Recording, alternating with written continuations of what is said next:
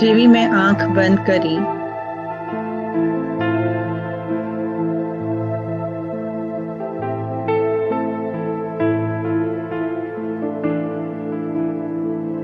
એવા મારા મનના પટલ ઉપર ઘણા બધા ચિત્રો આવવા લાગ્યા.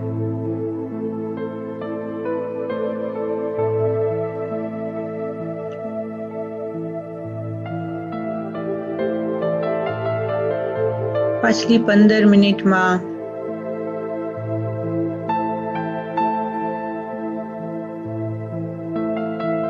મેં શું વિચાર્યું,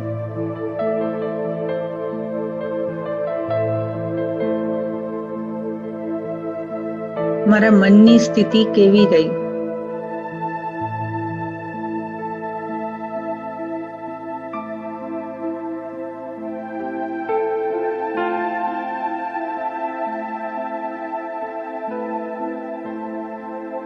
હું કેટલી હલચલમાં આવી.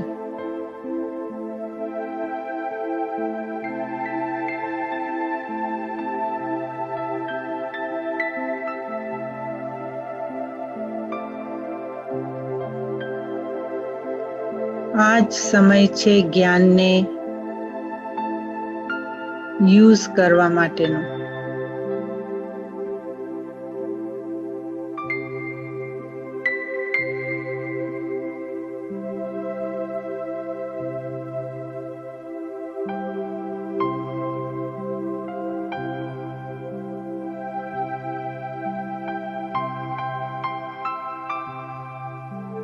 ધીમે ધીમે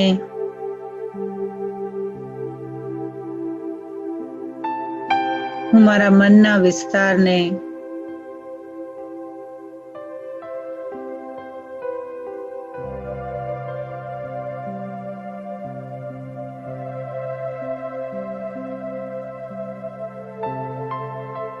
સમેટી લઉં છું.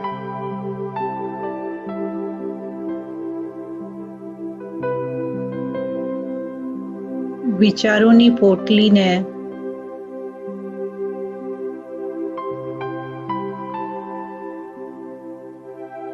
સંકેલીને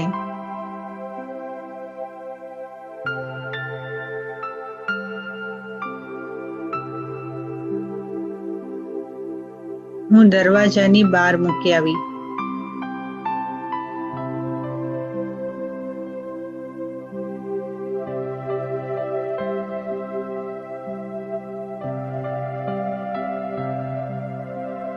અને જેવો મેં દરવાજો બંધ કર્યો,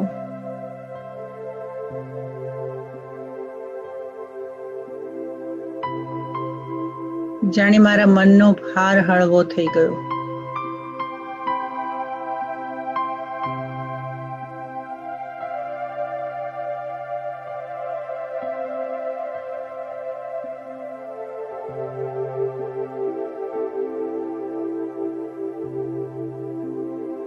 હવે મારું મન શાંત છે.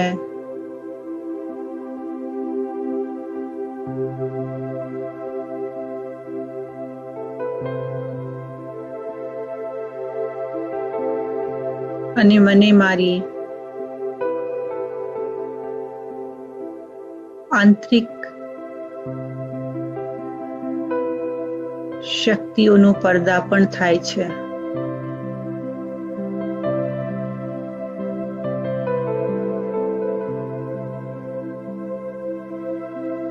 હું આત્મા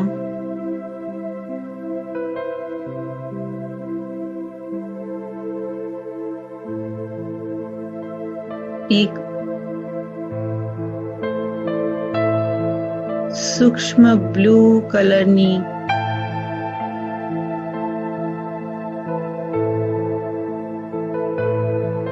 ચૈતન્ય શક્તિ તરીકે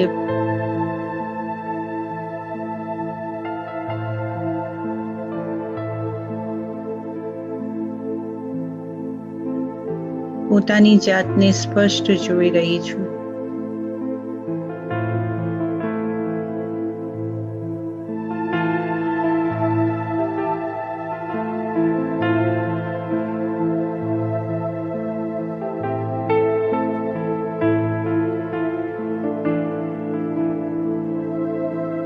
હું મારા સાતે ગુણોનો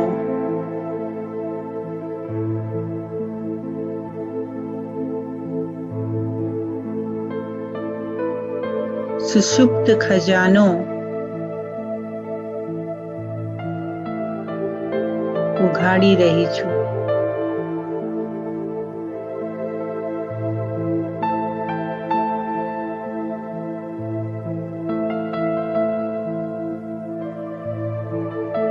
મારા ઊંડાણમાં છુપાયેલી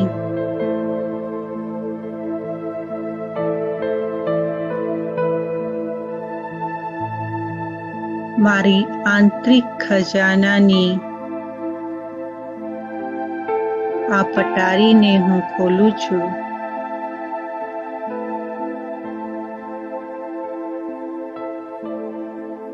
અને આ પટારીમાં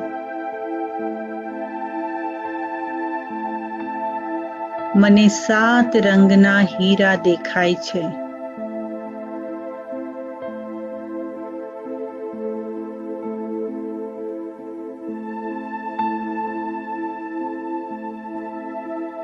અને આ હીરાની ચમક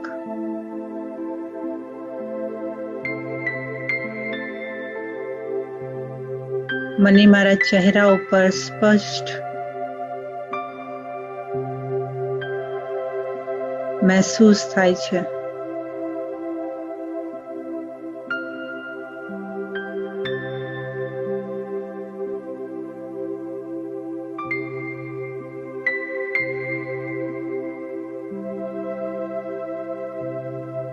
સૌથી પહેલા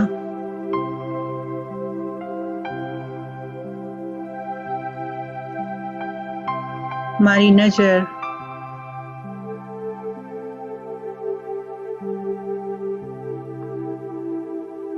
લાલ હીરા ઉપર જાય છે.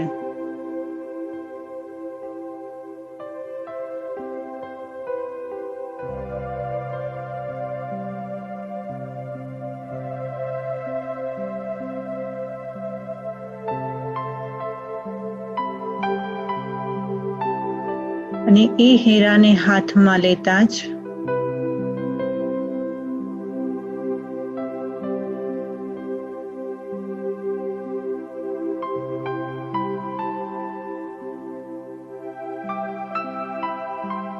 મને મારા શરીરમાં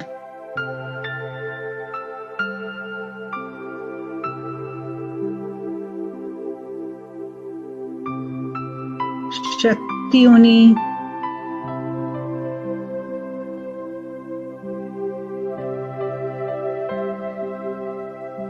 અનુભૂતિ થાય છે.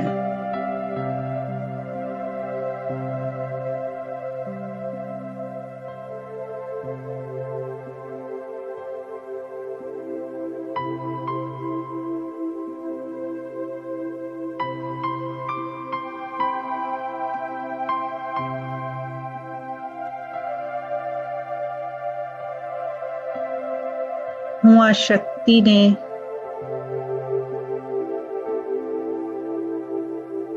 મારા અસ્તિત્વમાં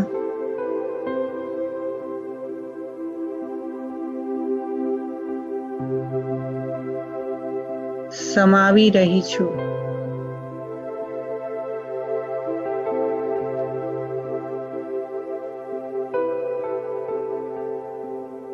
અને મારા અંગે અંગમાં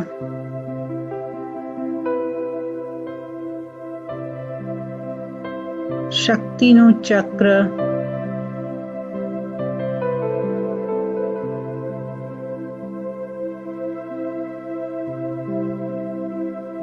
જાગૃત થઈ ગયું છે.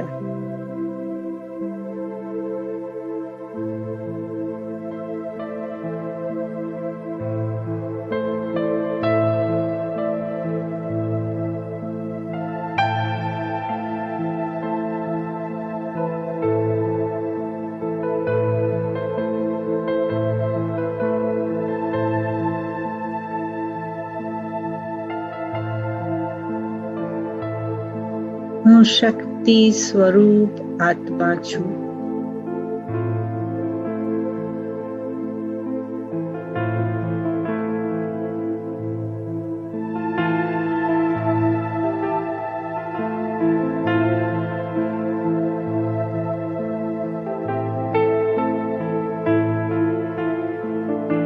હવે હું મારા હાથમાં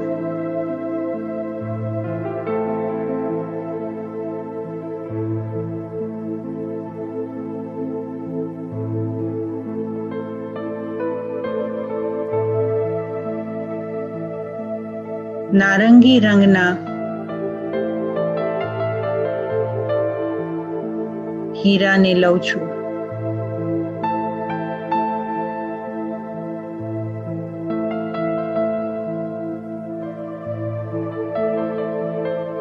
અને જેવો મેં આ હીરોને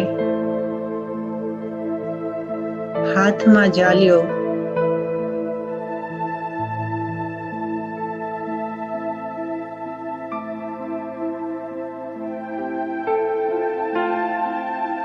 તરત જ મારા મસ્તિષ્કની અંદર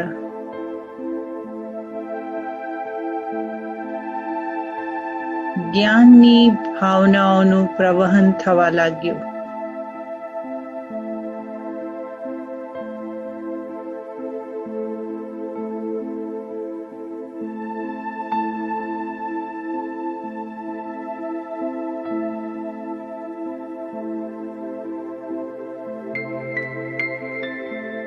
મસ્તિષ્કની એક એક રેખામાં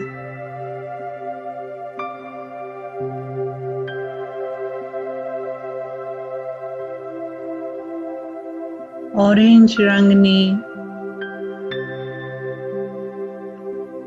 કિરણો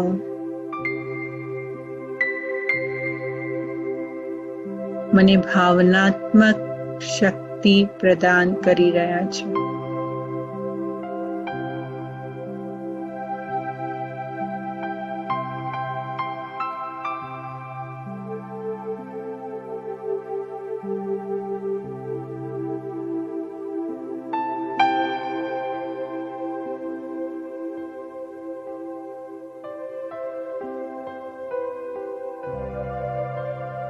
અને આ શક્તિનો પ્રવાહ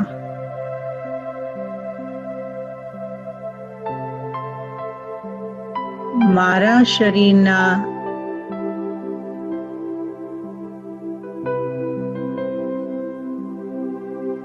દરેક અંગમાંથી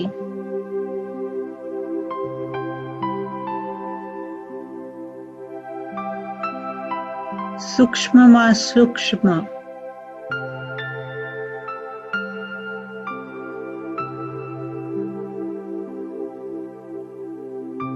પીડાને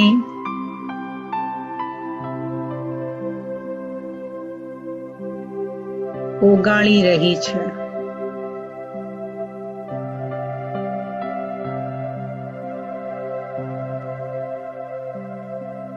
મારું શરીર પીડા મુક્ત થઈ ગયું છે.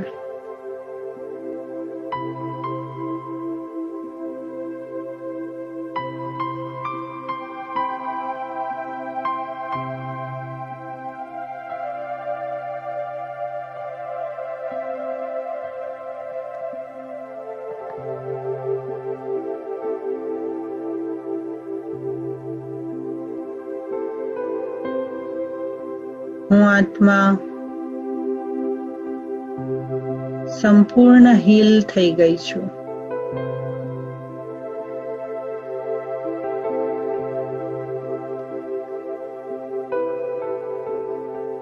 મારી સૂક્ષ્મમાં સૂક્ષ્મ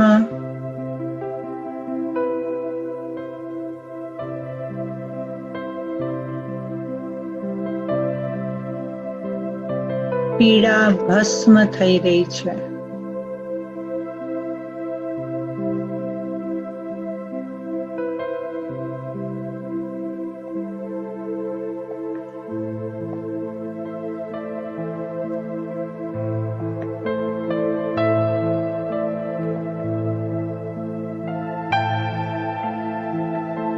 મારું શરીર હલકું થઈ ગયું છે.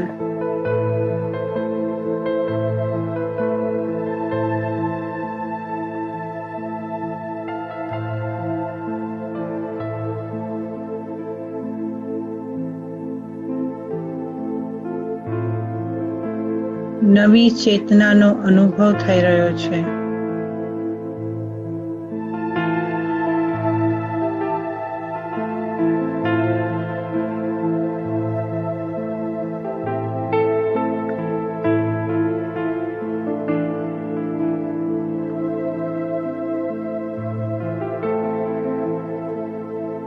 હવે મેં મારા હાથમાં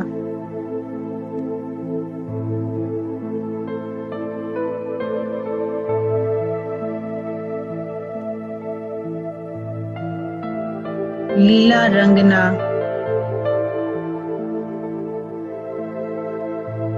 હીરાને લીધો છે.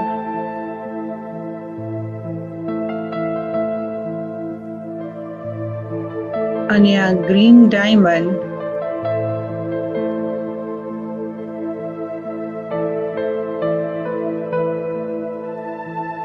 જેવો મેં હાથમાં લીધો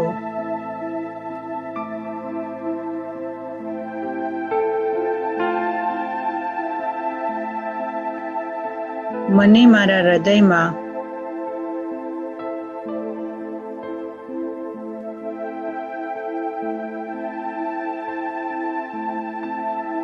પવિત્ર પ્રેમના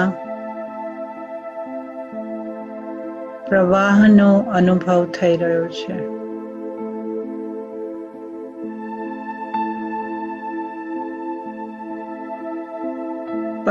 પરમાત્માના નિસ્વાર્થ પ્રેમ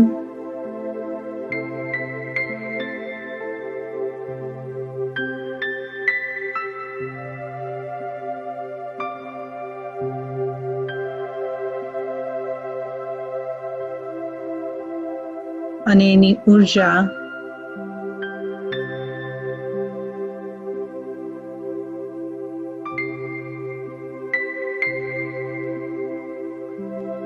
મારા હૃદયમાં વિશ્વ પ્રેમનું સંચાર કરી રહ્યો છે.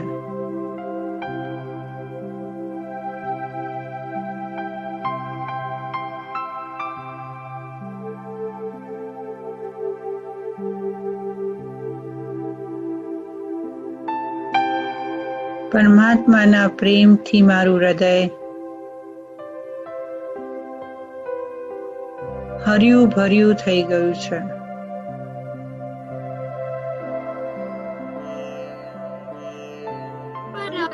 સુધી તમે જે કીધું દરેક યુગમાં જે પણ ભગવાન હતા એ યુગના માણસો જેવા જ દેખાતા હતા, એટલે અત્યારે આવે તો આપણા જેવા જ દેખાવા જોઈએ. અને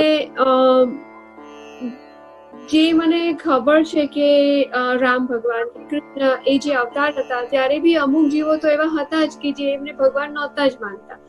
એટલે અત્યારે બી આ યુગમાં બધા જ લોકો ભગવાનનો અવતાર આવે અને ભગવાન માને જ શકે એવું જરૂરી નથી. ખરી વાત છે. રાઈટ. એટલે એક વસ્તુમાં તો ચલો we are all on the same page કે જો ભગવાન આવે તો બી ભગવાન મનુષ્યના તનમાં જ આવે. કરેક્ટ. અને જ્યારે આપણે જો જ્ઞાન, મને એવું લાગે છે કે છે ને તમારે, મારા પાસે 3 વિડીયોઝ આવી ગયા છે. હું 3 વિડીયો અનુભૂતિની વેબસાઇટ પર પોસ્ટ કરી દઈશ અને મારા ખ્યાલથી એક તો મૂકી દેજો. પણ તમે જો એને 2 કે 3 વખત સાંભળશો ને ત્યારે તમને બુદ્ધિમાં ક્લિયર થશે કે, કારણ કે આપણે શું છે સાંભળીએ ત્યારે આપણે સાંભળતા પણ હોય, પ્રોસેસ બી કરતા હોય તો ઘણી વાતો સમજાય ને ઘણી ના પણ સમજાય. એટલે તમે જ્યારે જો ફરીવાર એ સાંભળશો ને ત્યારે મેં ક્લાસમાં કહેલું છે, પાછલા ક્લાસમાં, કે જે દ્વાપર યુગમાં કે કલયુગમાં જે પણ ધર્માત્માઓ આવ્યા અને જેના દ્વારા ધર્મની સ્થાપના થઈ, યુ આર કરેક્ટ કે એ લોકો શરીરના ફોર્મમાં આવ્યા, પણ એ લોકો ધર્માત્મા હતા. પણ ધર્માત્મા અને પરમાત્મામાં શું ફરક? ધર્માત્મા આવે તો યુગ પરિવર્તન ન થાય. ધર્માત્માએ આવીને યુગ પરિવર્તન નથી કર્યું, પણ ધર્માત્માએ આવીને સમાજને એક ડિસિપ્લિન ની રીતે જીવતા શીખવાડી દીધું. એમાં કઈ મોરલ વેલ્યુઝ લાવવાની કોશિશ કરી, કઈક એની અંદર જે ગુણો લાવવાની કોશિશ કરી. તો આ ધર્માત્માનું કાર્ય. પણ ધર્માત્માનું લક્ષ્ય જે હતું એ યુગ પરિવર્તન કરવાનું નહોતું. તો આપણે જો ધર્મના રીતે પણ જોઈએ તો એમ કહેવાય કે ધર્મોમાં એમ કહેવામાં આવ્યું છે કે કૃષ્ણ જે છે, કૃષ્ણએ દ્વાપર યુગમાં જન્મ લીધો, રાઈટ. પણ બ્રહ્માકુમારીઝમાં આજે શિવ પરમાત્માના રાજયોગમાં આપણે જોયું કે કૃષ્ણનો જન્મ દ્વાપરમાં નથી થતો જ, કૃષ્ણનો જન્મ સતયુગમાં થાય છે. તો કેમ સતયુગમાં થાય છે? આપણે કહી શકીએ કે જો કૃષ્ણ આવ્યા, મહાભારતનું યુદ્ધ દ્વાપરમાં થયું, તો પરમાત્મા આવે પછી યુગનું પરિવર્તન થઈને યુગની ચડતી કલા થવી જોઈએ ને, યુગ બેટર થવું જોઈએ ને. તો દ્વાપર તો ડાઉનફોલ થયું, દ્વાપરમાંથી તો કળયુગમાં આવ્યા, તો પછી પરમાત્માએ આવીને કર્યું શું? પરમાત્માએ આવ્યું, આટલું ગીતાનું જ્ઞાન આપ્યું, પણ લોકોએ ગીતાનું જ્ઞાન સાંભળીને કળયુગમાં કેમ આવ્યા, સતયુગમાં કેમ નહીં પહોંચ્યા? જો એ ભગવાન છે, રાઈટ, કે કૃષ્ણના તનમાં ભગવાન આવ્યા હોય તો. પણ તમારી સમજણ બહુ જ ચોક્કસ છે કે પરમાત્મા જ્યારે આવે છે ત્યારે સાધારણ શરીરમાં પ્રવેશ કરે છે. પણ એ પણ આપણે શીખ્યા કે આત્મા છે ને પરમાત્મા છે, તો પરમાત્મા પણ એક આત્મા છે. ક્લિયર? આત્મા અને પરમ આત્મા, અને ત્યારે મેં કીધું પરમ પ્લસ આત્મા ઇઝ ઇક્વલ ટુ પરમાત્મા. તો પરમાત્મા પણ આત્મા છે, પણ પરમાત્મા જે છે એ ગર્ભથી જન્મ લેતા નથી. કારણ કે જે આત્મા ગર્ભથી જન્મ લે એ કર્મના બંધનમાં આવે. અને પરમાત્મા જો મને અત્યારના ગઈકાલે પરમ દિવસે જ ઈદ ગઈ, રાઈટ, તો મારા જે ચાન્સલર છે એ મુસ્લિમ છે, તો હું એમની સાથે વાત કરતી હતી, તો મેં કીધું કે અમારા જ્ઞાન પ્રમાણે અમે આ બિલીવ કરીએ છીએ, તો તમે કે મુસ્લિમની અંદર પણ જે પરમાત્માની વાત કરવામાં આવે છે, તો એ પરમાત્મા જે છે એ લાઇટના ફોર્મમાં છે. તો હું જસ્ટ એમની સાથે આમ ચીટ ચેટ કરતી હતી, તો એમણે મને આખું આર્ટિકલ મોકલાવ્યું, રાઈટ. અને એ આર્ટિકલની અંદર જે મુસ્લિમ રિલિજનના જે બેઝિક કન્સેપ્ટ હતા એ જે એમણે મને મોકલાવ્યા, તો એનો પણ ઇવેન્ચ્યુઅલી ભાવ એ છે કે મોહમ્મદ પરમાત્મા નહોતા, અને એ પરમાત્મા, મેં કીધું તમે એવું માનો છો કે નૂરે ઇલાહી ઉપર છે? તો કે હા. અને મેં કીધું તમે માનો છો કે એમને આપણે યાદ, એટલે જ એ લોકો 5 ટાઈમની નમાઝ, એ લોકોએ પોતાની જાતને બહુ જ નાઇસલી ડિસિપ્લિનમાં નાખ્યા કે આપણે 5 ટાઈમની નમાઝ કરવી જોઈએ. આપણે એટલા ડિસિપ્લિન છે કે કામ ધંધો છોડીને, મીટિંગ છોડીને પણ આપણે આપણી ચાદર ફેલાવીને ભગવાનને યાદ કરવા બેસી જઈએ છીએ? ના, આપણે ધેટ્સ અ રિચ્યુઅલ. જેમ આપણે રિચ્યુઅલ કરે છે કે ઘંટડી વગાડીએ છીએ, એવી રીતે એ લોકોનું રિચ્યુઅલ છે કે 5 ટાઈમની નમાઝ પડે છે. પણ ઇવેન્ચ્યુઅલી એ લોકો પણ પરમાત્માને એક રૂહના ફોર્મમાં માને છે. તો જ્યાં સુધી આપણે એ રૂહના ફોર્મમાં છે, એક એનર્જીના ફોર્મમાં છે, એક સુપરનેચરલ પાવર છે, એ કન્સેપ્ટને આપણે જો સમજશું તો આજનો લેસન ક્લિયર થઈ જશે કે પરમાત્મા આવે છે ત્યારે ખૂબ જ સાધારણ તનમાં આવે છે. અને સાધારણ તનમાં પરમાત્માને ઓળખવાની, જેમ નીરાબેને કીધું કે દરેક વ્યક્તિ એને પરમાત્મા માનશે જ, અને દરેક વ્યક્તિ એ પરમાત્માના કહેલા માર્ગ પર ચાલશે એ જરૂરી નથી. અને ધેટ્સ રાઈટ નીરાબેન, કે કોઈ પણ એને દરેક વ્યક્તિ માનશે. કારણ કે અહીંયા જ આ આખું જે સૃષ્ટિના ચક્રનું જે આપણે જોયું ને એનું રહસ્ય છે. ઘણા લોકો મને ક્વેશ્ચન પૂછ્યો કે સતયુગમાં કોણ જશે?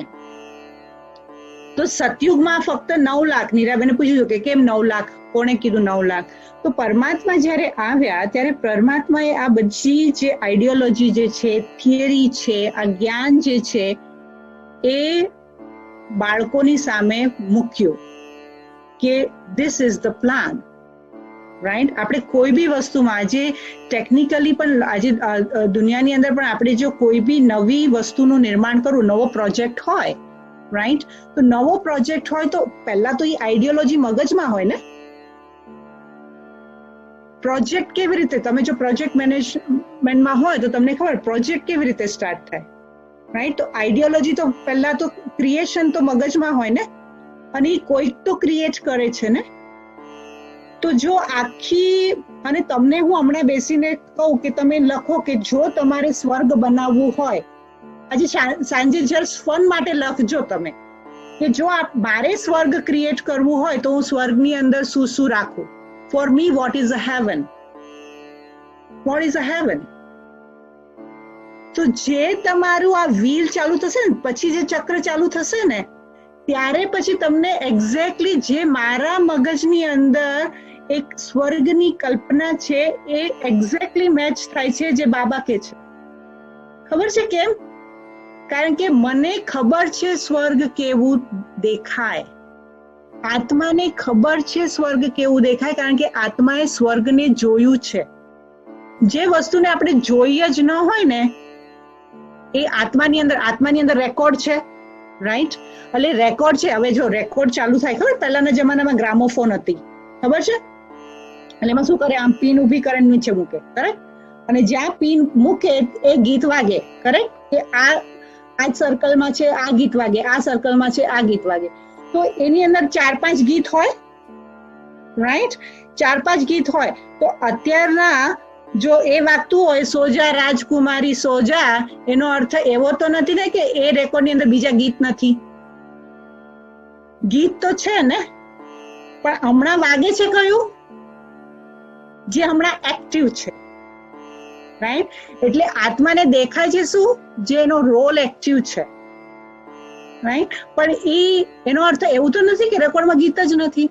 એવી રીતે આપણે ભલે અત્યારના આવા કળિયુગી સાધારણ જીવન જીવતા હોઈએ, પણ એનો અર્થ એવો તો નથી કે આપણે દૈવી જીવન જીવ્યું નથી. જો દૈવી જીવન જીવ્યું ન હોત ને તો સુખ, શાંતિ, સમૃદ્ધિ, પ્રેમ માટે પુરુષાર્થ જિંદગીમાં ન કરત. કારણ કે આપણને આપણી રેકોર્ડમાં ભરેલું છે કે I know what it looks like, what it feels like, I know what is a pure love, I know it, and that's why we are looking for it. મને ખબર છે કે આ શું છે અને એટલે તો હું ગોતું છું.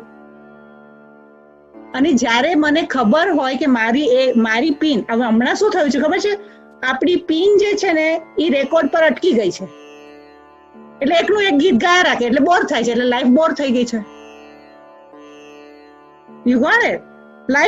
લાઈફનું એકનું એક જ ગીત ચાલ્યા રાખે છે. સવારના ઉઠવાનું, કામ પર જવાનું, છોકરાઓને મોટા કરવાના એ લોકોને, અને પછી કોઈક આપણને કહી દે ને પછી પાર્ટી કરવાની. This is what? એક ઘસેલી પીટેલી રેકોર્ડ ઉપર આપણે લાઈફ જીવતા હોય. That's it. At one point we are done with it. I'm done with it, and that's what is happening. People are done with it. આપણે હવે બસ બહુ થઈ ગયું. અને જ્યારે બહુ થઈ ગયું ને, then we are looking for something new. અને that is why કે જ્યારે પરમાત્મા આવે છે ને ત્યારે ટોટલી નવી કન્સેપ્ટ અને નવી આઈડિયોલોજી સાથે આવે છે.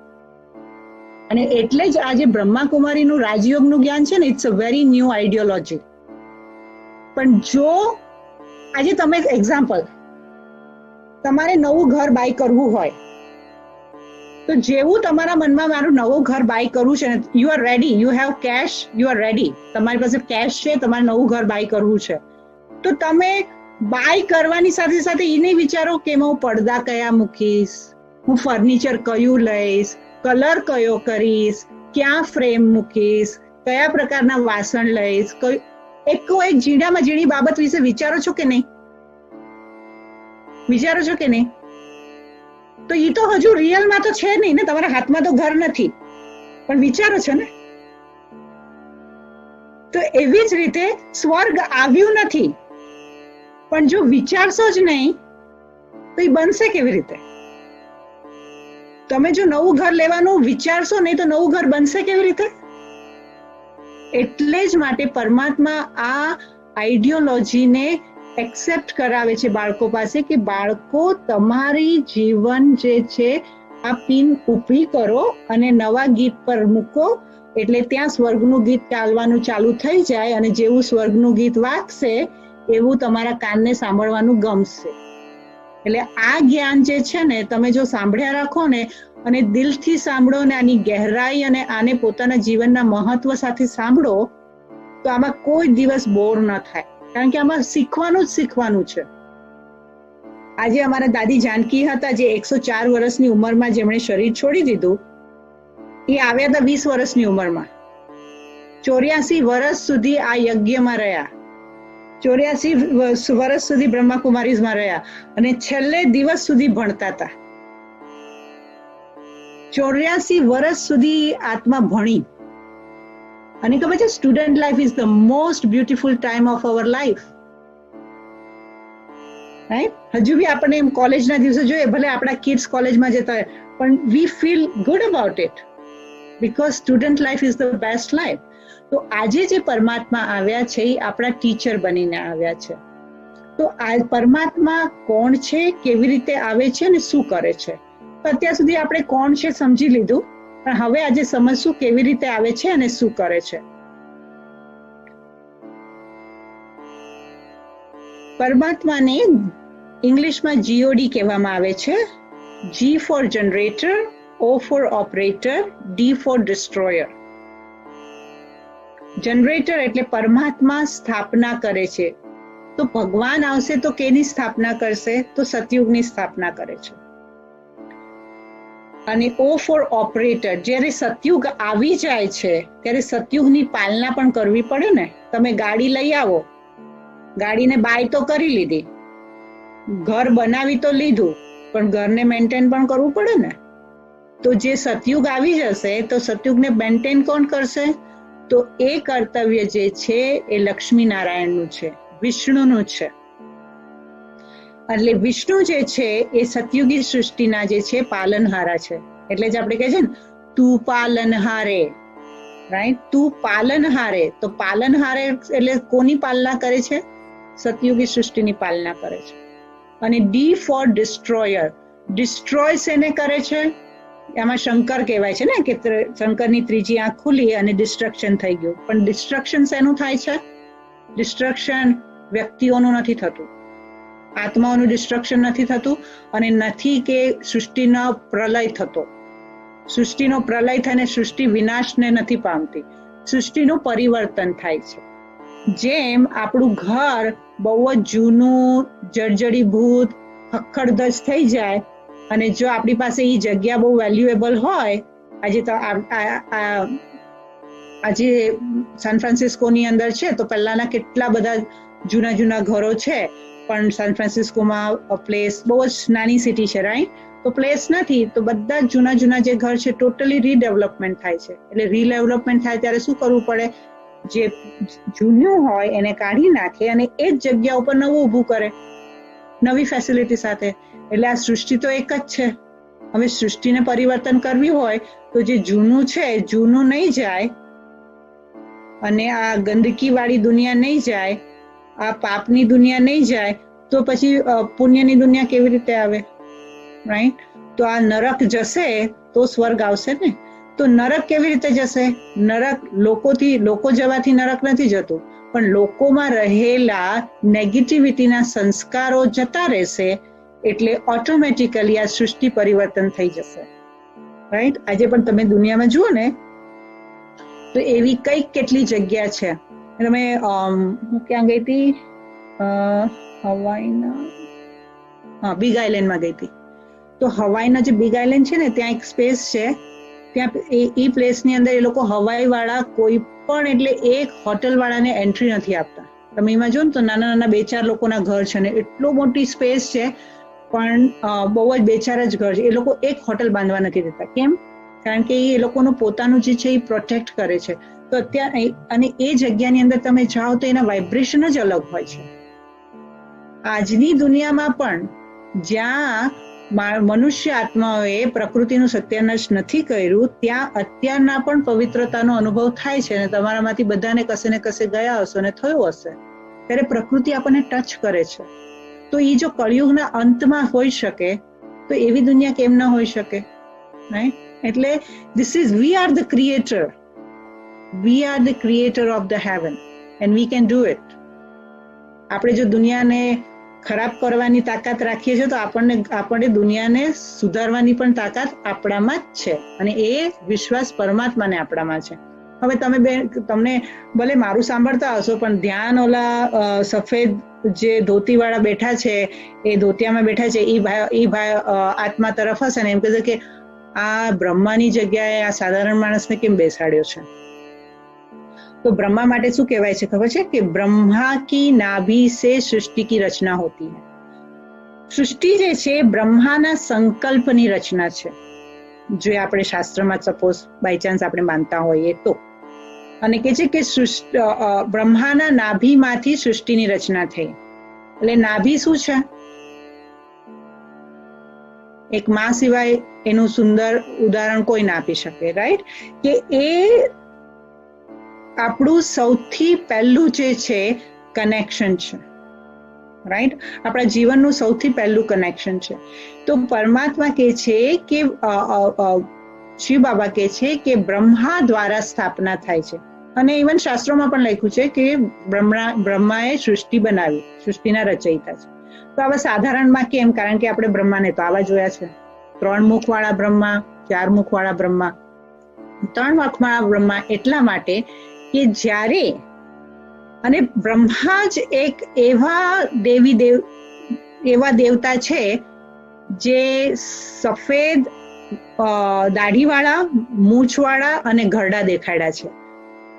તમે આખા જીવનમાં જેટલા દેવી દેવતા જોયા હશે એ બધાને બુદ્ધિમાં લાવો અને કોઈ બી દેવી દેવતા ઘરડા જોયા છે કે દાઢી મૂછવાળા જોયા છે? અને તમે કોઈ બી દેવી દેવતાની મૂર્તિ ઉપર વાળ જોયા છે?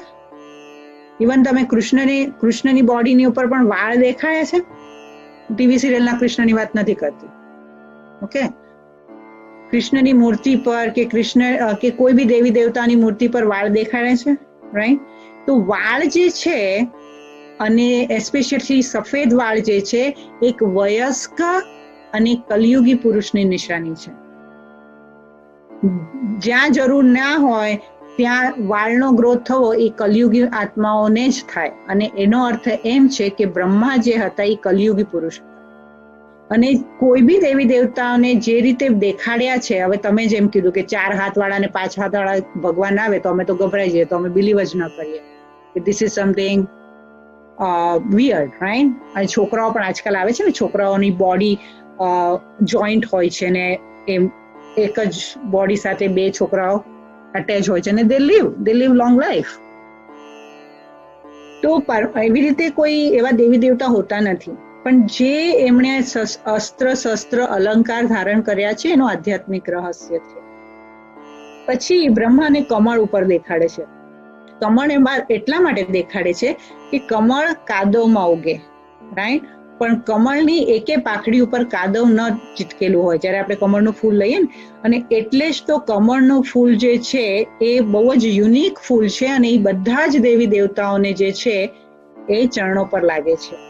અને જ્યારે કમળની વાત કરે તો કે તમારા હાથ કમળ જેવા છે, તમારા હોઠ કમળ જેવા છે. એટલે કમળ એટલે શું? સુંદરતા. એટલે જ્યારે પરમપિતા પરમાત્માએ જ્ઞાન આપ્યું, એ જ્ઞાનથી જે આત્માના શરીર તનમાં પરમાત્મા આવ્યા, એને પોતાનું જીવન, આ કાદવ શું છે? કળિયુગ કાદવ છે. આ કાદવમાં રહીને પણ પોતાની સુંદરતાને, પોતાની પવિત્રતાને ધારણ કરી, એનું પ્રતીક છે કમળ. પછી બ્રહ્માના હાથમાં જે છે પુસ્તક આપે છે અને ઘણા બધા લાઈક ધર્મશાસ્ત્રો દેખાડે છે, રાઈટ? તો પરમાત્મા જ્યારે આવે છે ત્યારે દરેક ધર્મશાસ્ત્રનો સાર સમજાવે છે અને એટલે જ બ્રહ્માના હાથમાં જે છે એ પુસ્તક હોય છે. ઘણી વખત 4 મુખવાળા કે 5 મુખવાળા પણ બ્રહ્મા દેખાડવામાં આવે છે. તો 14મુખી બ્રહ્મા એટલે કે જ્યારે પરમાત્મા સૃષ્ટિ પર આવ્યા ત્યારે આ જ્ઞાન, પરમાત્માનું જ્ઞાન જે છે એ 4 દિશામાં ગયું. બાકી કોઈ બી દેવી દેવતાને 4 મુખવાળા નથી દેખાતા. 5 મુખવાળા પણ ઘણી જગ્યાએ બ્રહ્મા હોય છે.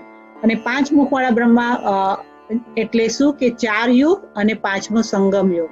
એટલે 5 યુગોનું જ્ઞાન આપવા પરમાત્માએ બ્રહ્માના તનથી આપ્યું. એટલે માટે બ્રહ્માને 5 મુખી બ્રહ્મા પણ કહેવામાં આવે છે. અને આજે આપણે જોઈશું ને કે તમે આખા હિન્દુસ્તાનની અંદર બ્રહ્માના 1 કે 2 જ મંદિર છે. બ્રહ્માના મંદિર નથી. એટલે બ્રહ્માની પૂજા નથી થતી. કારણ કે કેમ પૂજા નથી થતી? કારણ કે કલયુગી પુરુષની પૂજા ન થાય અને એટલે જ બ્રહ્માની પૂજા ન થાય. તમે કોઈના બી ઘરમાં બ્રહ્માની પૂજા થતા જોઈ છે? બ્રહ્મા બહુ જ ગુપ્ત છે. બીજું, બ્રહ્મા ગુપ્ત છે. બ્રહ્મા ફોરફ્રન્ટ નથી. કેમ ગુપ્ત છે? કારણ કે પરમાત્મા આવે છે ને ત્યારે એ ગુપ્ત તનમાં આવે છે. એ ગુપ્ત આવે છે. અને કેમ ગુપ્ત આવે છે? કારણ કે પરમાત્મા જ્યારે જે શરીરમાં આવે છે ને, એ શરીરમાં આવીને પરમાત્મા બાળકોનું સિલેક્શન કરે છે. અહીંયા સતયુગની જેટલી બી આત્મા છે એ લોકોનું સિલેક્શન થાય છે, ઇલેક્શન નથી થતું. રાજા મહારાજાથી લઈને પ્રજા અને દાસ દાસીનું પણ સિલેક્શન કરવામાં આવે છે, ઇલેક્શન કરવામાં આવતું નથી. અને જો એ પરમાત્મા કોઈ એકદમ શાઇની અને એકદમ કોઈ મહાન સાધુ મહાત્મામાં આવી જાય તો પછી એની અંદરથી સાચી પરમાત્માની પ્યારી ગોપીઓને સિલેક્ટ કરવી પરમાત્મા માટે ચેલેન્જિંગ થઈ જાય. એટલે પરમાત્મા એવા તનમાં આવે છે, જે સાચી ગોપી હશે ને એને પરમાત્મા છે એનો અહેસાસ ખૂબ જ સરળતાથી થઈ જશે. તો હવે પરમાત્મા જે તનમાં આવ્યા એ તન જે છે એને આપણે બ્રહ્મા બાબા કહીએ છીએ. અને એની હું તમને વાર્તા કહીશ કે આ સંસ્થા, કારણ કે તમે સંસ્થાનું જ્ઞાન સાંભળ્યું, પણ હવે આપણે સંસ્થા કેવી રીતે બની, સંસ્થાની સ્થાપના કોણે કરી, સંસ્થા આ જ્ઞાન પરમાત્માનું કેવી રીતે અસ્તિત્વમાં આવ્યું, એની કહાની છે બ્રહ્મા બાબાની કહાની. બ્રહ્મા બાબા જે છે એમનો જન્મ સિંધ હૈદરાબાદ, જે પાકિસ્તાનમાં છે, ત્યાં થયો. 1870 એમનો સિંધ પાકિસ્તાન જે છે ત્યાં એમનો જન્મ થયો. અને જ્યારે એમનો જન્મ થયો એના થોડા જ સમય પછી એમની માતાનું મૃત્યુ થઈ ગયું. અને એમના પિતાજી જે હતા એ સ્કૂલમાં ટીચર હતા, એટલે એટલા બધા કોઈ ધનિષ્ઠ ઘરમાં એમનો જન્મ થયો નહોતો. પણ થોડા સમય પછી એમના પિતાનું પણ મૃત્યુ થઈ ગયું. હવે માતા પિતા ન હોવાથી એમની પાલના જે છે એ એના કાકા કરવા લાગ્યા. એટલે એ કાકાના ઘરે રહેતા હતા. અને હવે ઘરમાં કોઈ બીજું તો હતું નહીં, એમને કોઈ ભાઈ બહેન તો હતા નહીં. એટલે પછી એમને જે એમનું પાલન પોષણ થાય એટલે કાકાએ એને પોતાની દુકાનમાં કામે લગાડી દીધું. હે ને, પહેલાના જમાનામાં તો એવું જ હતું ને કે નાના છોકરા હોય તો ભણતરનું તો એટલું કંઈ મહત્વનું. આપણે 1870 ની વાત કરીએ છીએ, રાઈટ? આજથી અરાઉન્ડ 100+ યર્સ. તો એમના કાકાના ત્યાં રહેતા હતા. અને કાકાની જે છે ને કરિયાણાની દુકાન હતી. તો કરિયાણાની દુકાન હતી અને બાળપણથી જ એમના સંસ્કાર જે હતા, એમનું નામ દાદા લેખરાજ હતું. તો અને એ લોકોને લખી કહેતા હતા. એમને આપણા પેટ નેમ હોય ને એવી રીતે એમને લખી કહેતા હતા. તો એમનો જે સ્વભાવ છે ને, બાળપણથી જ સંસ્કાર બહુ જ દાન ધર્મના હતા. અને દરેક ગરીબો માટે એમને ખૂબ માયા મમતા હતી. એટલે એ શું કરતા કે જ્યારે એ દુકાનમાં હોય અને એમનું કરિયાણાની દુકાન હતી, તો એમના કાકાએ આ જોયું ત્યારે એમને ગમ્યું નહીં. અને એણે કીધું કે જો ભાઈ, તું જો આવું કરતો રહીશ તો હું તો ઉઠી જઈશ. એના કરતાં તું એક કામ કર કે તું કોઈ બીજો ધંધો શીખી દે, રાઈટ? એટલે પછી ત્યાંથી નીકળ્યા અને એમને જ્વેલરીનું કામકાજ શીખ્યા. પણ એમ ખૂબ જ એમની બુદ્ધિ જે હતી ને એ બહુ જ દીર્ઘ બુદ્ધિ હતી અને ખૂબ જ શાર્પ બુદ્ધિ હતી અને હોશિયાર હતા, right? He was very skilled. એટલે ખૂબ જ જલ્દીથી એ હીરા પારખવાનું શીખી ગયા અને ખૂબ જ શ્રેષ્ઠ હીરા પારખું થયા. અને ધીરે ધીરે પછી શીખી ગયા તો એમને એક જગ્યાએ નોકરી મળી ગઈ. તો જે શેઠની ત્યાં એ હીરા જોવાની નોકરી કરતા હતા, હીરો પારખવાની નોકરી કરતા હતા, તો એમના સંસ્કાર પહેલેથી જ એટલા બધા દિવ્ય હતા કે જ્યારે માલિક આવે એની પહેલા જાય, બધું સાફ સફાઈ કરે, બધું માલિકની માટે બધી વ્યવસ્થા કરી રાખે. આ જોઈને માલિકને એની નિષ્ઠા ઉપર ખૂબ જ પ્રેમ આવી ગયો અને ઘણા વર્ષ સુધી એ જ એક જ જગ્યાએ જોબ કરતા હતા અને એમણે પોતાના સ્કિલને વધાર્યું. પછી જ્વેલરીની ડિઝાઇનમાં પણ એ બહુ જ એક્સપર્ટ થઈ ગયા. એમની જ્વેલરીની ડિઝાઇન બહુ જ સુંદર થવા લાગી અને ધીમે ધીમે બિઝનેસ વધવા લાગ્યો. અને એમની કુશળતાથી જે બિઝનેસ વધવા લાગ્યો તો પછી જે એમના પાર્ટનર હતા એમણે એમને પોતાનો ભાગીદાર બનાવી દીધો અને ભાગીદારીમાં એ લોકો ધંધો કરવા લાગ્યા. પછી એક દિવસ એમને પરમાત્મા અને ભગવાનમાં છે ને બહુ જ શ્રદ્ધા હતી. રોજ જ એ ગીતાના પાઠ કરતા, લોકોને દાન પુણ્ય કરતા. પછી એમનામાં સભ્યતા બહુ હતી, વિનમ્રતા બહુ હતી, પ્રમાણિકતા બહુ હતી. એટલે બાય પર્સનાલિટી એક બહુ જ દિવ્ય પર્સનાલિટી હતી અને રોયલ પર્સનાલિટી હતી. રોયલ્ટીથી વાત કરતા હતા, બધાને બહુ જ સ્નેહથી અને બહુ જ પ્રેમથી એમનો વ્યવહાર હતો બધા સાથે. એટલે આ બધી પર્સનાલિટી સાથે જ્યારે એક પછી મોટા થયા અને મર્ચન્ટ બન્યા, જ્વેલ મર્ચન્ટ બન્યા, એક હીરાના વેપારી બન્યા, તો એમનો ઉદ્યોગ બહુ સારો ચાલવા લાગ્યો. અને પછી ધીરે ધીરે એમની ડિઝાઇન જે છે બહુ એક્સક્લુઝિવ ડિઝાઇન કરતા હતા. એટલે પછી એમની ડિઝાઇન જે છે રાજા મહારાજા સુધી પહોંચવા લાગી, નેપાળના રાજાને પહોંચવા લાગી. ઇવન એમની દાદા લેખરાજની દીકરી, એમણે હમણાં જ થોડા સમય પહેલા શરીર છોડ્યું. તો એ જ્યારે લંડનમાં ગયા હતા, તો લંડનમાં આજે ક્વીન એલિઝાબેથ છે ને, તો ક્વીન એલિઝાબેથની પાસે એમને મળવા ગયા. તો ક્વીન એલિઝાબેથે કે એટલો ટાઈમ ના આપ્યો, પણ ત્યારે એણે કીધું કે આ જે ક્વીન એલિઝાબેથની જે પિન છે જે અત્યારના પહેરે છે, એ પિન દાદા લેખરાજે બનાવેલી છે. અને અત્યાર સુધી પણ એમની જે પીઢી ચાલે, રાઈટ, આપણામાં તો પીઢી ચાલે ને, જે વેપારીની પીઢી ચાલે, તો એમની પીઢી એટલી બધી પ્રખ્યાત હતી કે અત્યારના પણ કલકત્તામાં એમની પીઢી બહુ જ પ્રખ્યાત, એમના નામની પીઢીઓ ચાલે છે. એટલે બહુ જ સમાજમાં બહુ જ રિસ્પેક્ટેડ આત્મા હતી. મોટા થયા, લગ્ન કર્યા, 5 છોકરા થયા અને ધીમે ધીમે પોતાનું જીવન ખૂબ જ સારી રીતે વિતાવતા હતા.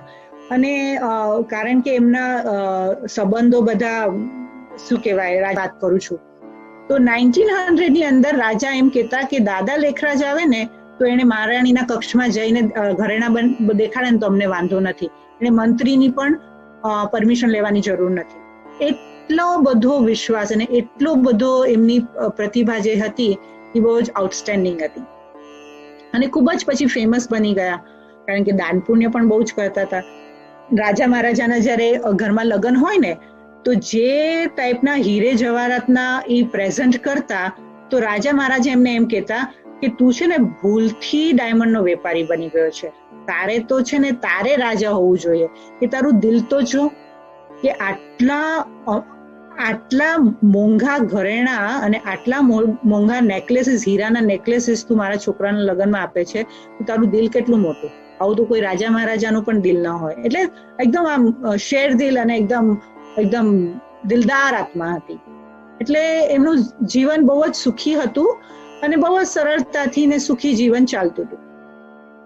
ધીરે ધીરે જ્યારે 1935 ની વાત કરું છું, 1935-1940 ની વાત છે આ, તો એમના જીવનમાં છે ને કંઈક અલગ અલગ પ્રકારના પ્રસંગો બનવા લાગ્યા. કારણ કે એ બહુ જ ધર્માઉ હતા અને ગીતા વાંચ્યા, એ કોઈ ઘરાક પણ આવ્યું હોય ને તો પોતાની, જેમ મેં તમને કીધું ને નમાઝ પડે, એવી રીતે જો ગીતા વાંચતા હોય ને તો ભલે ને ઘરાક આવ્યો હોય તો ઘરાક ભલે ઉભો રહે, પણ પોતાની ગીતા પૂરી કર્યા વગર એ ઘરાકને અટેન્ડ ન કરે.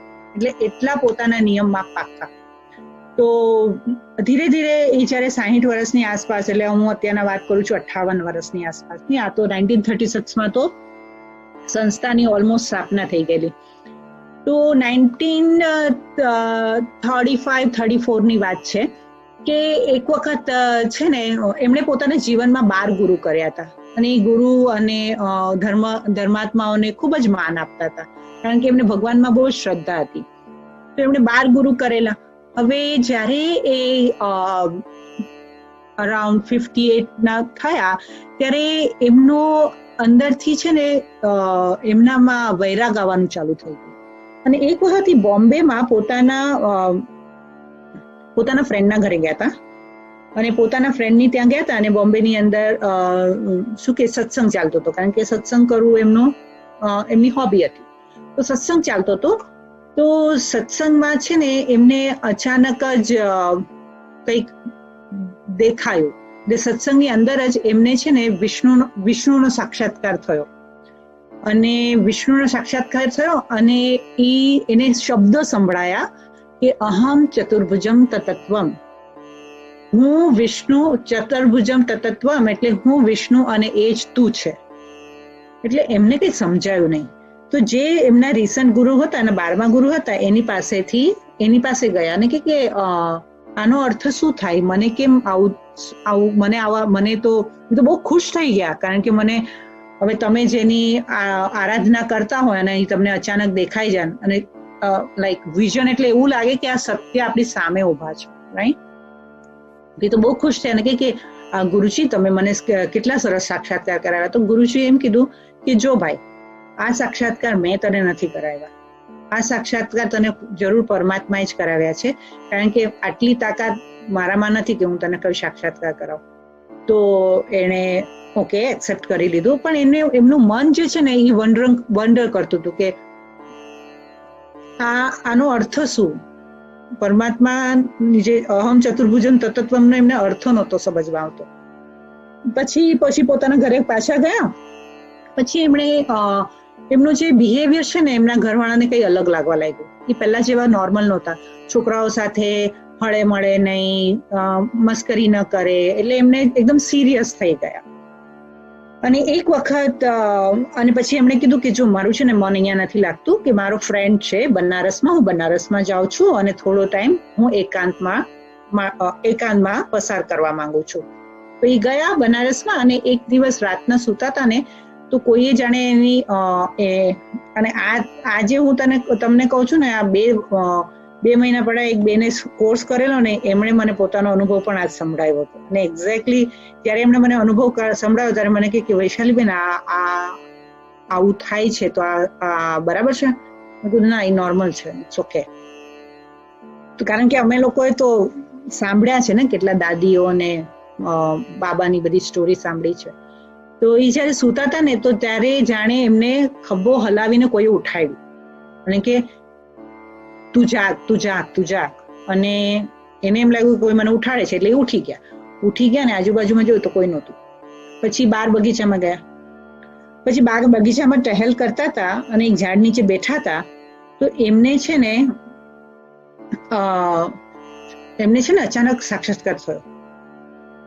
અને એ સાક્ષાત્કારની અંદર એમણે પહેલા એવું જોયું કે ભારતની અંદર હિન્દુ, મુસ્લિમ, શીખ એ લોકોની અંદર ખૂને નાહક ખેલ ચાલી રહ્યો છે, ખૂનની નદી વહી રહી છે, ભાઈ પોતાનું ખૂન એકબીજાનું ખૂન કરી રહ્યા છે, કે જે આપણે હમણાં જોઈએ છે. એટલે એ જે ખૂને નાહક ખેલ જે હતો એમને પહેલા એ દેખાયો. પછી એમને દેખાયું કે પૃથ્વી ફાટી રહી છે, સુનામી આવી રહી છે, બાઢ આવી રહી છે, પૂર આવે છે, જોરથી પવન વાઈ રહ્યો છે અને વંટોળ આવી રહ્યો છે, અને એટલી બધી પ્રાકૃતિક આપદાઓ આવી રહી છે ને એકદમ જાણે આખી પ્રકૃતિ જે છે એ ગાંડી થઈ ગઈ હોય. પછી એમને ત્રીજો સાક્ષાત્કાર એવો થયો કે ઉપરથી આગના ગોળા પડે છે અને નીચેથી મોટા મોટા અવાજો આવે છે અને જાણે મશરૂમના જેવા ગોળા પડે છે અને આખું જાણે મેદાન જે છે ને એ આમ ધુઆ થઈ જતું હોય. એટલે આખી સૃષ્ટિ જે છે એ જાણે આમ કાળી અને આમ અતિશય મહાવિનાશનું તાંડવ દેખાયું. તો એ ગભરાઈ ગયા અને કે પ્રભુ આ બસ કરો, મારાથી આ જોવાતું નથી. અને એ ગભરાઈ ગયા. અને પછી ત્યાં એનો ફ્રેન્ડ આવી ગયો તો કે શું થયું? તો કે મેં આવું જોયું. તો કે અને એ સમયની વાત 1935, કારણ કે 1940s ની અંદર નાગાસાકી હિરોશિમાનું વર્લ્ડ વોર 2 થયું હતું, ત્યારે ન્યુક્લિયર બોમ્બ થયા હતા. 1935માં તો 34 ની અંદર તો લોકોને ન્યુક્લિયર બોમ્બ ખબર જ નહોતી, પછી ખબર પડી. અને બાબાને આ સાક્ષાત્કાર 1934માં થયા હતા કે મિસાઇલ્સ આવે છે ઉપરથી અને આખી ધરતીને છે ને વિનાશ કરી નાખે છે. તો એ ગભરાઈ ગયા કે અને એમને અકળામણ વધવા લાગી કે મને આવું બધું કેમ દેખાય છે. પછી થોડાક જ સમય થયા, 1-2 દિવસ થયા, પછી ફરીવાર એમને સાક્ષાત્કાર થયો. ત્યારે ફરીવાર સાક્ષાત્કાર થયો ત્યારે એમને એવું દેખાયું કે ઉપર લાલ પ્રકાશનો લોક છે, જે હમણાં તમે જે દેખાડ્યું છે ને, તો એમને આ સાક્ષાત્કાર થયો કે લાલ પ્રકાશનો લોક છે અને ખૂબ જ લાઈક ટમટમ કરતા તારા છે અને એવી ઘણી બધી નાની ઝીણી લાઇટ્સ છે. અને એક લાઇટ જે છે એ બહુ જ પ્રકાશવાન છે, બહુ જ બહુ શક્તિશાળી લાઇટ છે અને એ લાઇટ જે છે એની નીચે આ બહુ બધી અસંખ્ય લાઇટો છે અને એની અંદરથી 2-4 લાઇટ જે છે એ ઉપરથી નીચે ખરી અને નીચે આવી અને જેવી એ સૃષ્ટિ પર આવી અને એ જેવી સૃષ્ટિના ગોળાને નજીક આવી અને એમનું જે એ લાઇટ હતી એનું સ્વરૂપ જે છે એ દેવી દેવતાનું બની ગયું. કૃષ્ણ, રાધા અને દેવી દેવતાનું બની ગયું અને આખી સૃષ્ટિ જે છે એ હરિયાળી સૃષ્ટિમાં જો છે એ લીલોતરી છાઈ ગઈ અને એટલા હીરા જવાહરાતના જે હતા એવા મોટા મોટા મહેલ હતા અને હીરા જવાહરાતની જે ચમક હતી એની અંદર એમની આંખો ચોંકાઈ ગઈ અને એમને એવું સંભળાયું કે તારે આ સૃષ્ટિનું નિર્માણ કરવાનું છે.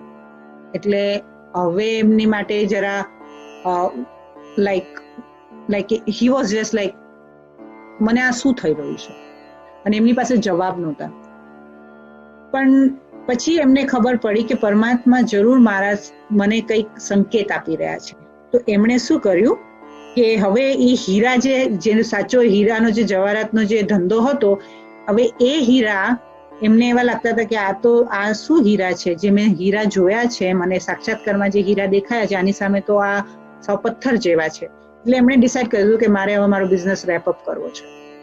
એટલે પોતાનો બિઝનેસ એમણે રેપઅપ કર્યો અને એની માટે પછી એ પોતાના પાર્ટનર પાસે ગયા અને પાર્ટનરને એમ થયું કે હવે આ રેપઅપ કરવાની વાત કરે છે અને આ તો પોતે બહુ જ હોશિયાર બિઝનેસમેન છે ને, તો એને થયું કે આ મારી પાસે તો બહુ પૈસા માંગશે.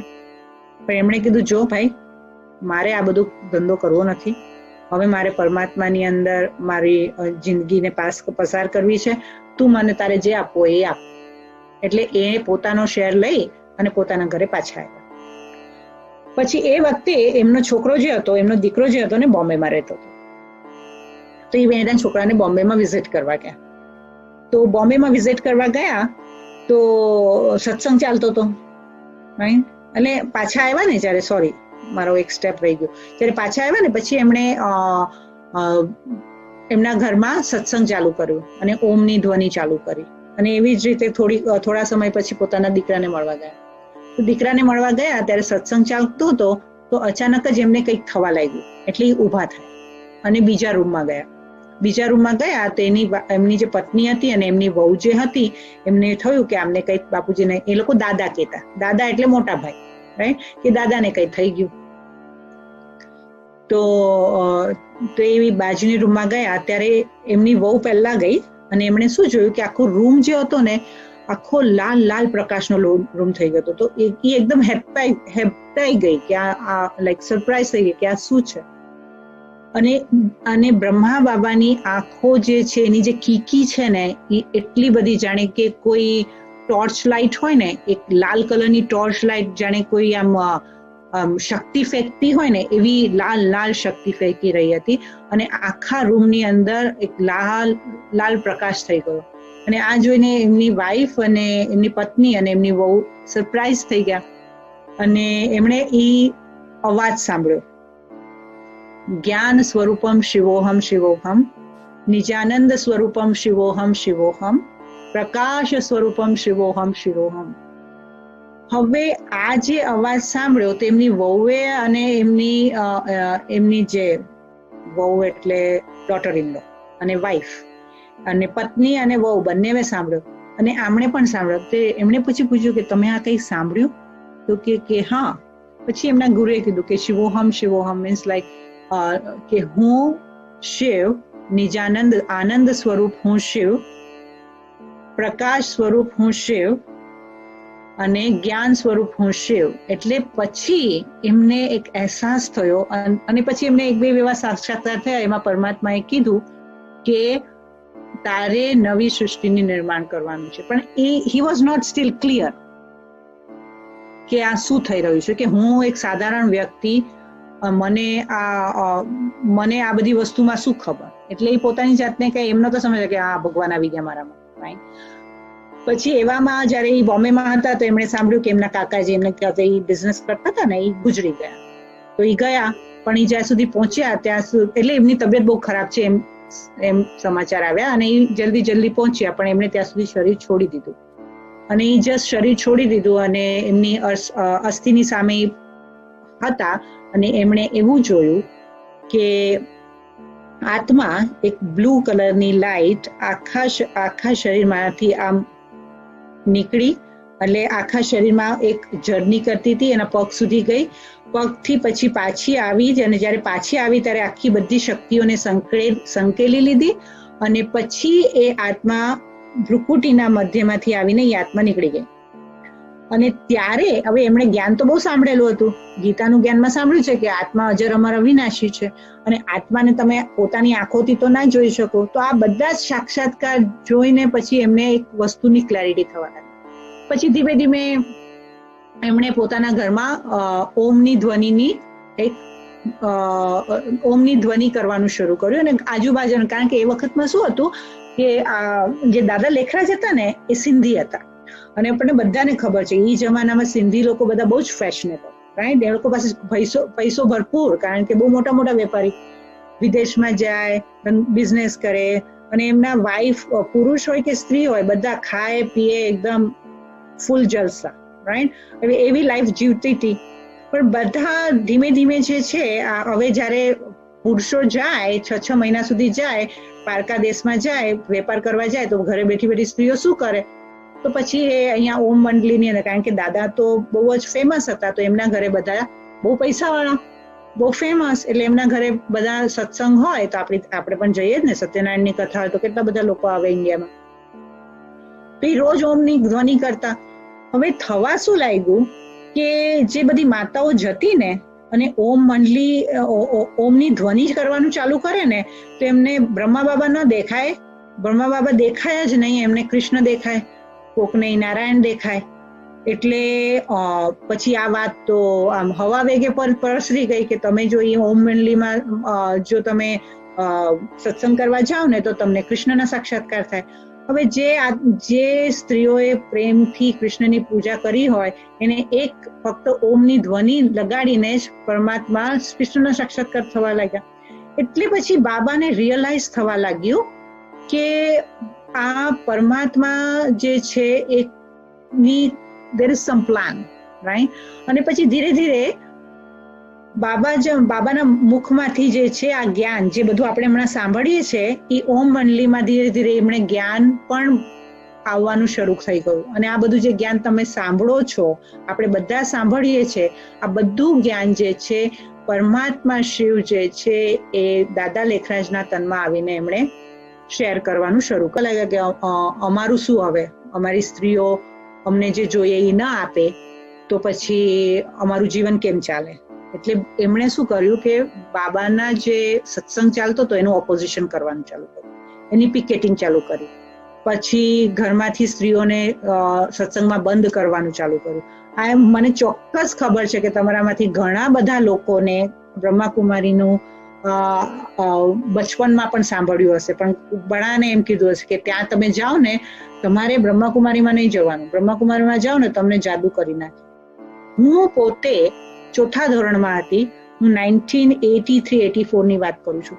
ત્યારથી મારી બેનપણીમાં બ્રહ્માકુમારીનું જે સેન્ટર હતું મારી બાજુની બિલ્ડિંગમાં હતું અને મારી બેનપણી એ જ બિલ્ડિંગમાં, બ્રહ્માકુમારીનું સેન્ટર બીજા માળે, આજે અહીંયાના ચંદ્રુબેન છે ને એમની બેન રહે છે ત્યાં, એમની બેનનું સેન્ટર હતું, એ બીજા માળે, મારી બેનપણી રહે 4થા માળે. એટલે હું તો દરરોજ એના ઘરે જાઉં અને હું ત્યાં બેઠી હોઉં ને પછી આ લોકો બધી એકદમ માતાઓ નીકળે ને એના મોઢા પર શાંતિ જો.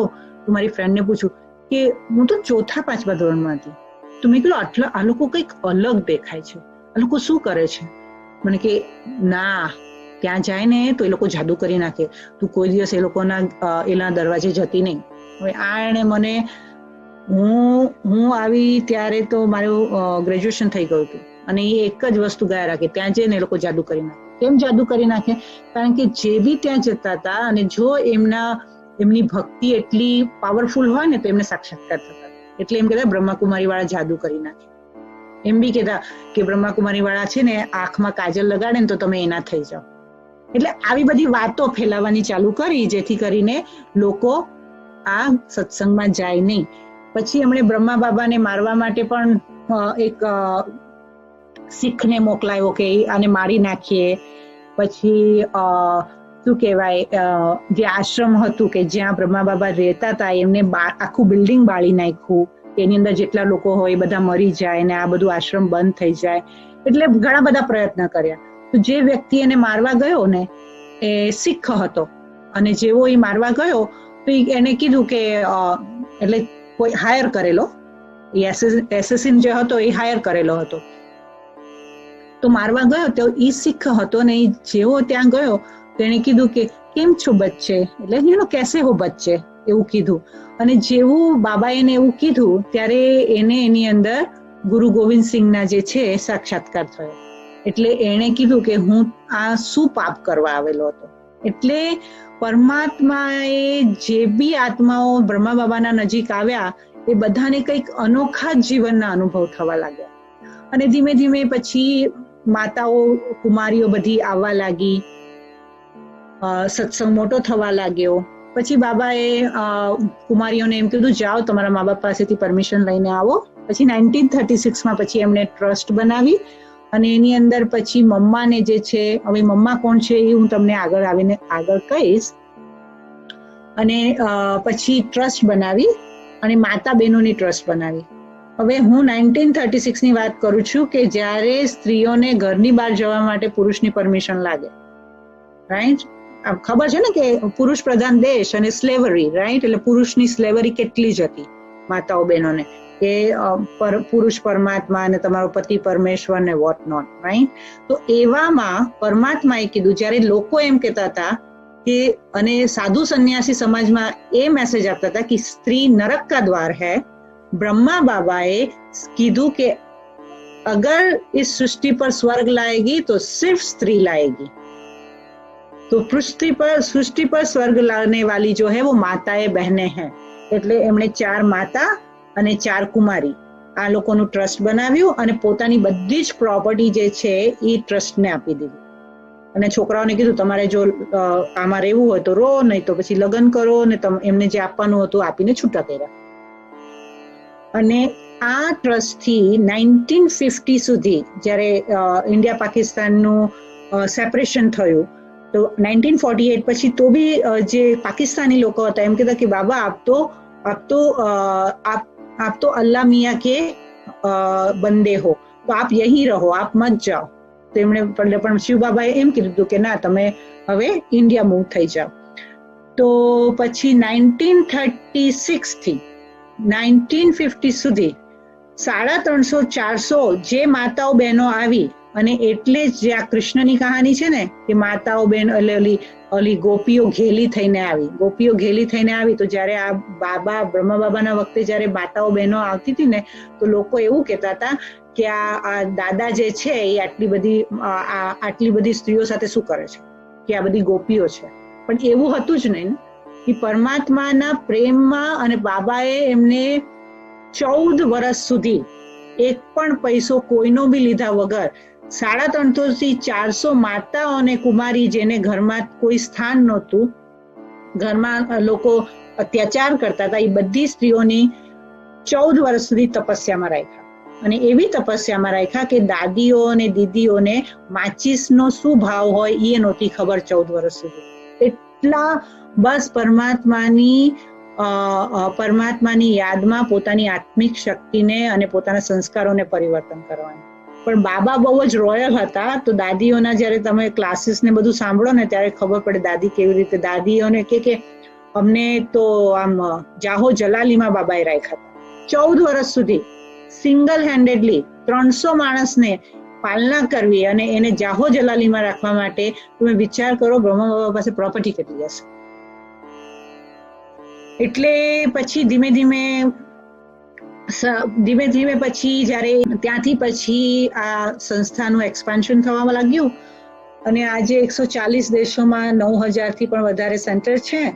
અને એમ કહેવા જાય તો બાબાએ તો ઘરની અંદર પરમાત્માની પાઠશાળા ખોલી નાખી છે. અને આજે ઓર્ગેનાઇઝેશનનું ઓફિશિયલ નામ છે પ્રજાપિતા બ્રહ્માકુમારી ઈશ્વરીય વિશ્વવિદ્યાલય. ઈશ્વરીય વિશ્વવિદ્યાલય એટલા માટે કહેવામાં આવે છે કારણ કે એ ઈશ્વર દ્વારા સ્થાપન કરેલી વિદ્યાલય છે. જ્યારે પરમાત્માએ આ પ્લાન પરમાત્માએ બ્રહ્મા બાબાના તનમાં આવીને નવી સૃષ્ટિના નિર્માણના પરિવર્તનના સંસ્કાર પરિવર્તનનો પ્રોજેક્ટ સ્ટાર્ટ થયો. Let's speak in a technical term. તો જ્યારે પ્રોજેક્ટ સ્ટાર્ટ થયો, તો જ્યારે કોઈ બી પ્રોજેક્ટ હોય એની અંદર તમે કોઈ બી પ્રોજેક્ટ હોય અને તમને ખબર છે કે મારે આ પ્રોજેક્ટ કરવો છે, તો તમે જ્યારે એની અંદર કોઈ બી વ્યક્તિને ચૂઝ કરશો કે કોઈ બી વ્યક્તિનું સિલેક્શન કરશો, તો એનું જ કરશો ને કે જે પ્રોજેક્ટનું જેને નોલેજ હોય અને જે પ્રોજેક્ટ પર વર્ક કરવા માટે એન્ડ થાય ત્યાં સુધી કમિટેડ હોય. કરેક્ટ? તો પરમપિતા પરમાત્માએ પણ એવી જ આત્માઓને પસંદ કરી છે કે જેનામાં તાકાત છે, પહેલા તો જેનામાં આત્મશક્તિ છે, જેનામાં પરમાત્માને ઓળખવાની દ્રષ્ટિ છે અને જે પરમાત્મા સાથે સાથ નિભાવવાની અને એને હાથ આપવા માટેની સક્ષમ છે. તો આપણે એવી આત્માઓ, એવી ગુણે ગીની ચૂની આત્માઓ છીએ, હાથના ટેરવે ગણેલી આત્માઓ છે જેમાં પરમાત્માને વિશ્વાસ છે. ખબર છે, એક વસ્તુ મને બહુ જ ફાઇન ટચ થઈ ગઈ હતી. જ્યારે હું પહેલા આવી રીતે આમ જસ્ટ હું એક્સપ્લોર જ કરતી હતી, તો હું જ્યારે પહેલા ચાલુ થઈ ને, તો અમારી બહુ નાની ગીતા પાઠશાળામાં દહીસરમાં જતી હું. તો ગીતા પાઠશાળાની અંદર શું હોય કે દરવાજા બંધ હોય, પછી ક્લાસ હોય ત્યારે બેન કોઈ આવે, દરવાજો ખોલે અને પછી ક્લાસ પતી જાય એટલે દરવાજો બંધ કરીને જતો રહે. તો એક ભાઈ હતા જે દરવાજો ખોલવા આવતા, તો હું તો સૌથી પહેલા જઈને બેસી જતી. તો એ ભાઈ મારી સાથે એક દિવસ વાત કરતા હતા, મને બહુ જ ગમ્યું. તો મેં કીધું કે આમાં એવું કે છે કે પરમાત્મા આપણને ચૂઝ કરે છે. મેં કીધું પણ મારામાં એવું શું છે કે ભગવાન મને ચૂઝ કરે? મેં એ ભાઈને એમ પૂછ્યું. મને કે મિશેલીબેન છે ને, હું તમને સુંદર દ્રશ્ય આપું છું, તમે વિચારો કે ભગવાન છે ને ઉપરથી પોતાના સ્વર્ગની દુનિયા માટે વિચારતા હતા કે હું કોને મારી સાથે સ્વર્ગમાં લઈ જાઉં. એમાં પરમાત્માની નજર તમારી આત્મા ઉપર પડી. હવે આપણે આત્મા છીએ અને તમારી ચમક એટલી સુંદર હતી અને પરમાત્માને તમે એટલા ગમ્યા કે પરમાત્માએ પોતાના હાથ લાંબા કર્યા અને તમે જે હીરો છો, જે તમારી આત્મા છે, એટલે તમે આત્મા હીરાને એકદમ ધીરેથી પકડી અને એક સુંદર લાલ ડબ્બીની અંદર એ હીરાને મૂક્યો. તમારું પરમાત્માએ આવી રીતે સિલેક્શન કર્યું છે. તો પરમાત્માની તમે ખૂબ જ અમૂલ્ય સંતાન છો. અને મને એટલું બધું ટચ થઈ ગયું કે ખરેખર હું ભગવાનને એટલી ગમું છું કે ભગવાન મારા પર એટલો વિશ્વાસ રાખે છે. એટલે આઈ વોઝ રિયલી ટચ કે, અને પછી તો મેં મારી જાતને કે મેં પરમાત્માની સેવા મને કરવી જ છે, પરમાત્માને સાથ આપવો જ છે અને મારો જે છે સંસ્કાર પરિવર્તન કરવું છે. તો પરમાત્માએ જે બી શિક્ષા આપી હતી, શિવ બાબાએ જે બી શિક્ષા આપી હતી, બધી ધારણ કરીને પોતાનું જે કમ્પ્લીટ સ્વરૂપ જે છે એમણે પ્રાપ્ત કર્યું. અને 18મી જાન્યુઆરીએ 1969ના 93 વર્ષની ઉંમરમાં બ્રહ્મા બાબાએ પોતાનું શરીર છોડી દીધું. અને ત્યાર પછી હવે હું તમને શુક્રવારે જે છે એ બાકી બધા મમ્મા કોણ છે, દાદી કોણ છે, એડમિનિસ્ટ્રેટિવ હેડ કેવી રીતે બદલાયા, બ્રહ્મા બાબા એ શરીર છોડ્યું પછી 1969 થી અત્યાર સુધી બ્રહ્માકુમારીઝની અંદર શું થયું, એમણે કેવી રીતે નોલેજ આપ્યું, એમણે શું નોલેજ આપ્યું, એનું આપણે સેશન આગળ કરશું. પણ ત્યારથી પછી આ સંસ્થાનું નામ જે છે બ્રહ્માકુમારીઝ તરીકે ઓળખાય છે. અને શિવ પરમાત્મા આવી અને કેટલી આત્માઓનું જે છે જીવન પરિવર્તન કર્યું. તો આ છે પરમપિતા પરમાત્માના દેહ, જે દેહમાં એમણે આવીને આપણને જ્ઞાન આપ્યું, એ છે બ્રહ્મા બાબાની કહાની. અને જ્યારે પણ હવે હું ઘણા લોકો એમ કહે છે કે બેન, અને એટલે મેં મેડિટેશનની અંદર આ પાર્ટને મેં વધારે એમ્ફેસિસ નહોતો કર્યો, કારણ કે જ્યારે હું એમ કહેતી હતી કે શિવ પરમાત્માનો હાથ મારા માથા પર છે, તો ત્યારે લોકોને જરાક ચેલેન્જ થતી હતી કે કોનો હાથ મારા માથા પર છે. તો હવે જ્યારે બી આપણે યોગ કરીએ ત્યારે જ્યારે હું એમ કહું કે બાબાનો હાથ મારા માથા પર છે, તો બ્રહ્મા બાબાનો હાથ, બ્રહ્મા બાબાની સાથે હું છું અને બ્રહ્મા બાબા મને પવિત્ર બનાવીને, સંપૂર્ણ બનાવીને, બ્રહ્મા બાબા જેવી જ મારે સંપૂર્ણ બનીને શિવ પરમાત્માના કાર્યમાં સહયોગ આપવાનો છે. તો આ હતો આજનું સેશન. ઓમ શાંતિ.